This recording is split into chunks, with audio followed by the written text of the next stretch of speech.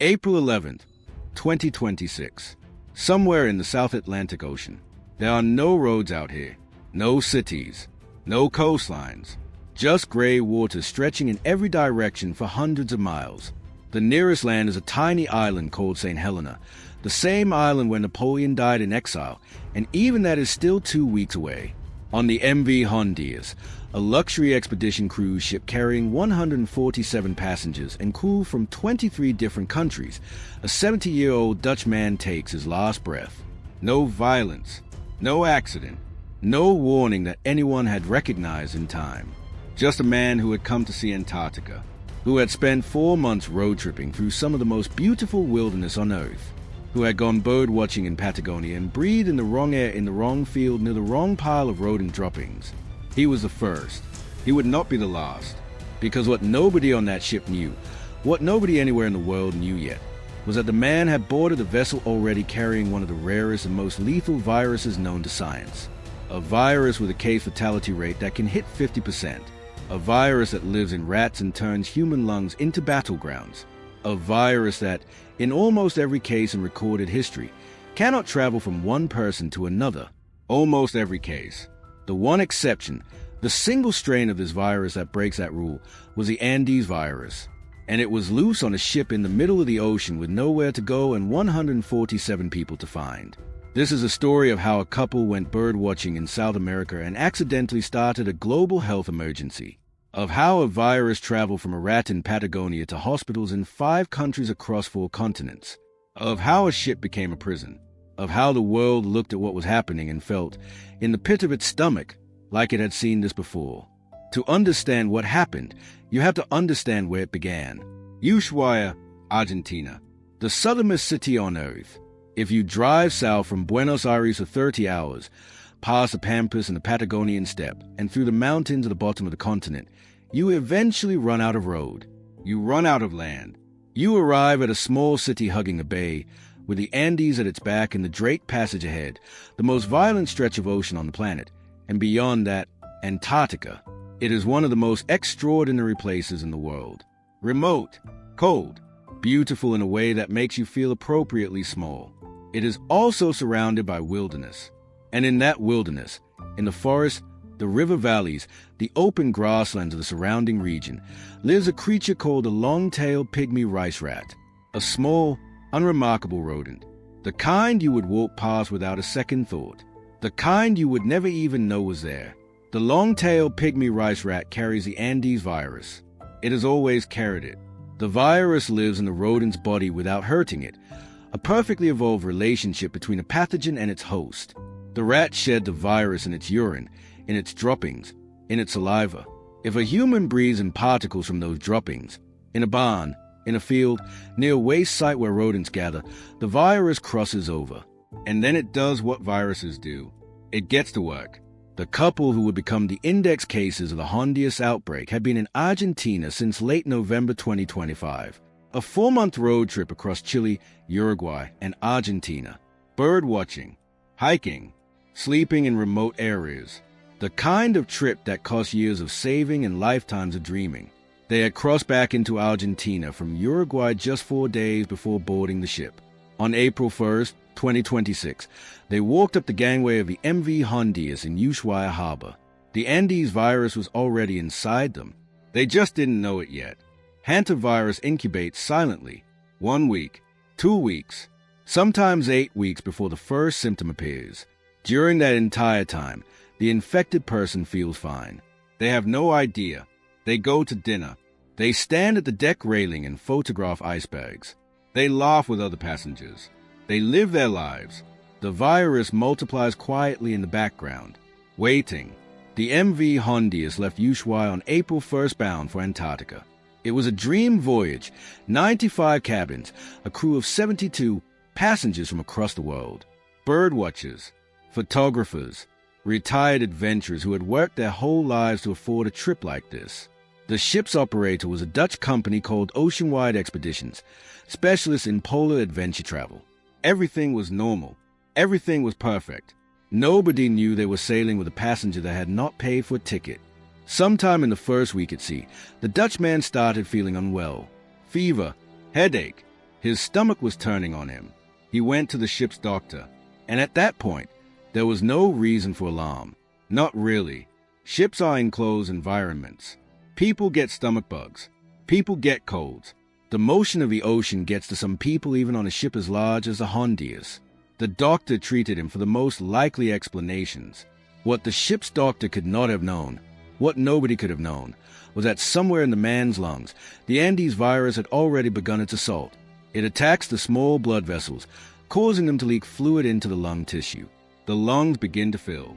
Breathing becomes harder, then impossible. They call it Hantavirus pulmonary syndrome, and it progresses fast. On April 11th, 10 days into the voyage, the Dutch man died. His body remained on board. The ship continued sailing. Let that image sit with you for a moment. A dead man on a luxury cruise ship. His fellow passengers eating dinner in the dining room, watching documentaries about Antarctic wildlife in the lounge, going to sleep in their cabins.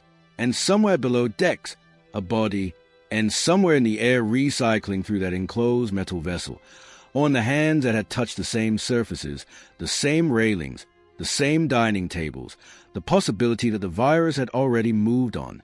The man's wife was his closest contact. She had been with him every moment of those 4 months across South America. She had slept beside him, cared for him as he fell ill. By the time the ship reached St. Helena Island on April 24th, 13 days after her husband's death, she was deteriorating. Gastrointestinal symptoms, weakness, the beginning of something the doctors on the island were not yet equipped to name. 30 other passengers disembarked at St. Helena that day. St. Helena is one of the most remote inhabited places on Earth. Population, 4,000 people. No airport until 2016. The kind of place that time moves differently. And suddenly, 30 people from a ship carrying a deadly unknown pathogen walked off the gangway and started making their way back to the world. On April 25th, the Dutch woman boarded a commercial flight from St. Helena to Johannesburg, South Africa. The flight carried 82 passengers and 6 crew. Somewhere over the Atlantic, she deteriorated. When the plane landed, she was rushed directly to the emergency department. She died the next day. She later tested positive for the Andes virus. The Dutch airline KLM would subsequently be notified that she had briefly been aboard one of their flights from Johannesburg bound for the Netherlands. That flight also needed to be traced. Every person on it, every person who had been near her. The circle was growing. Back on the Hondius, the virus was not done. On April 26, a third passenger, an adult man, fell ill. Fever, shortness of breath, signs of pneumonia appearing on his chest. His condition worsened over 2 days. On April 27th, he was medically evacuated from Ascension Island by air and flown to South Africa, where he was admitted to intensive care. PCR testing on May 2nd confirmed what doctors had started to suspect, Andes hantavirus. 4 days later, a fourth passenger died. Her symptoms had started on April 28, fever, general malaise, and progressed with horrifying speed to pneumonia and respiratory failure. 3 deaths, multiple hospitalizations, patients in South Africa, St. Helena, and scattered across international flights.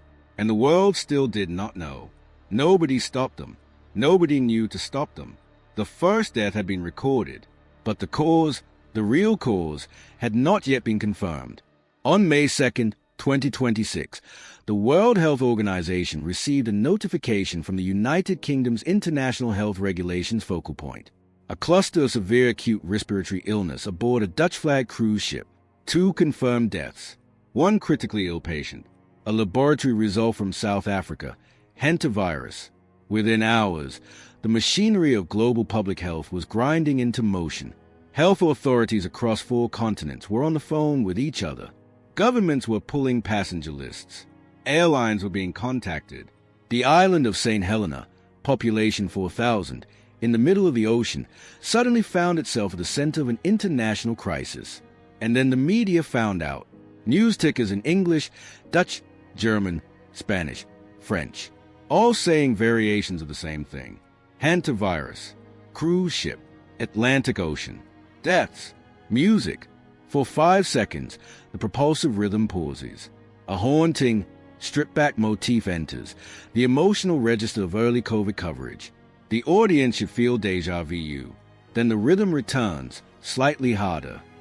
You felt it, didn't you? That particular flavor of dread, because we had been here before. We had watched, 6 years earlier, as a novel pathogen crept out of one corner of the world and spread silently through airports and cruise ships and hotel lobbies before anyone had even agreed on what to call it. We had watched ships turn away from ports. We had seen passengers trapped in cabins staring out portholes.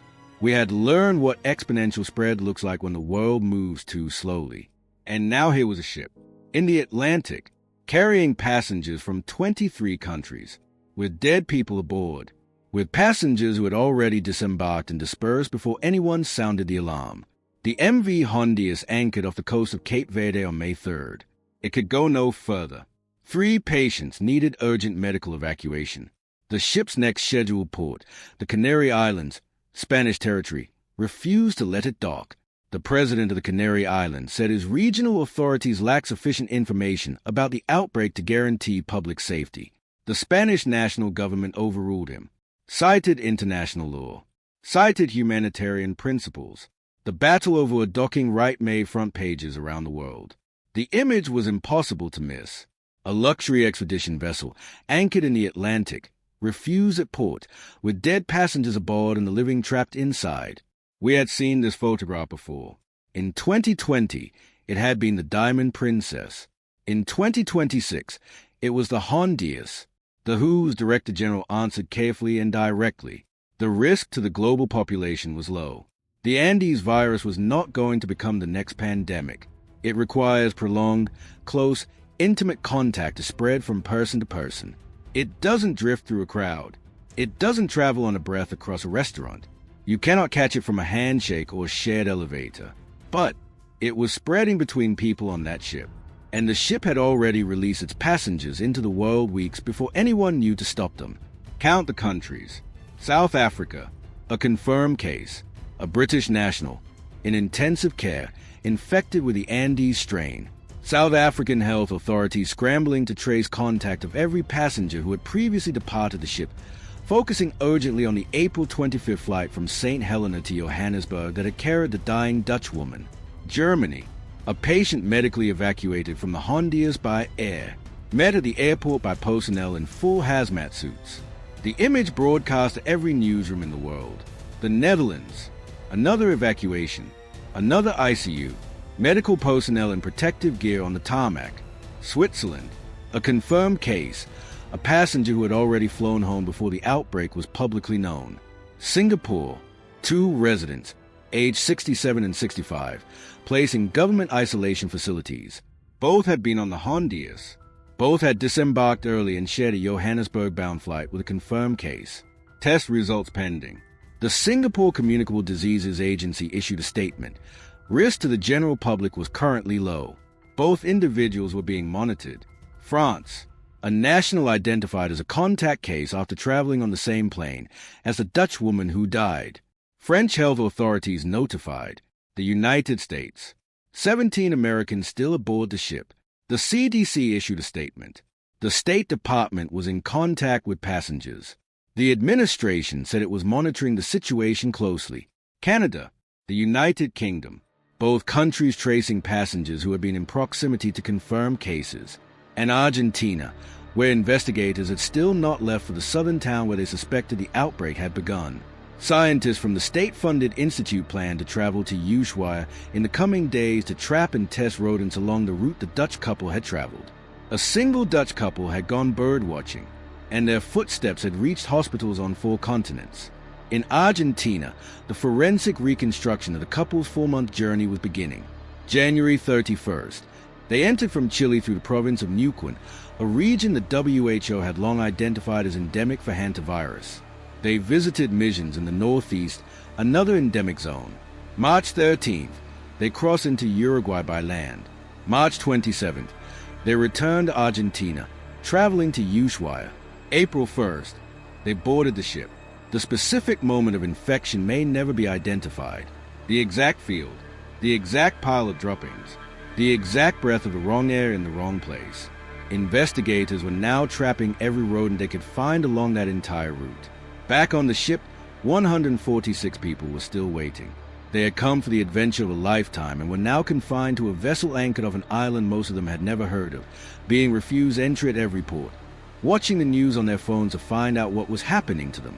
The WHO Director General had been calling the ship's captain personally, a detail that, somehow, is the most human thing in this entire story. The world's top health official, on the phone, in the middle of the Atlantic, asking how the people on board were holding up. When the captain reported that morale had improved once the ship started moving again, that small detail was included in the official WHO briefing. They were terrified.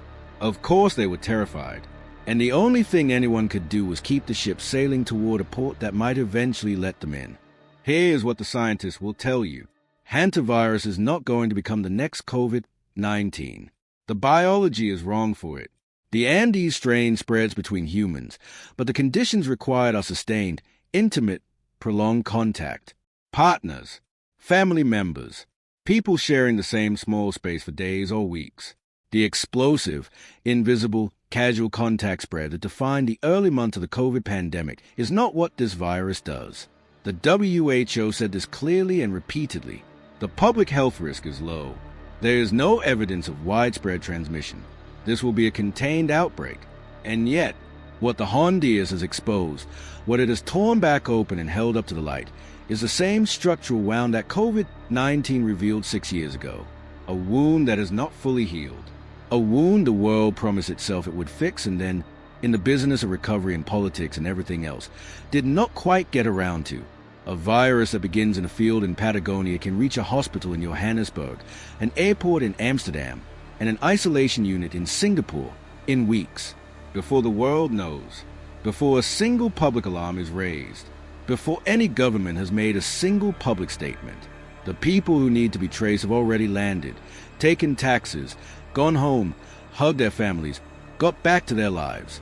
And the health systems of a dozen countries are left scrambling in the aftermath, trying to find everyone, trying to trace every handshake, every shared row of seats on a commercial flight, every moment of possible contact. The response, when it finally came, was genuinely good. South Africa, Spain, the Netherlands, Germany, Singapore, Switzerland, France, Argentina, coordinating in real time across language barriers and time zones and political differences. Argentina, which had announced its withdrawal from the WHO the previous year, pledged to send biological materials and laboratory reagents to 5 countries to support the investigation. A small act of scientific solidarity in the middle of a crisis. The world, at its best, doing what it should.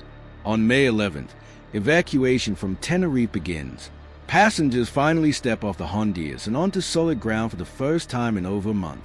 Some go directly to hospitals. Some go to quarantine. Some go to waiting families who spent weeks not knowing if the person they love will be the next name on the list, the next red dot on the map, the next case number in a WHO briefing.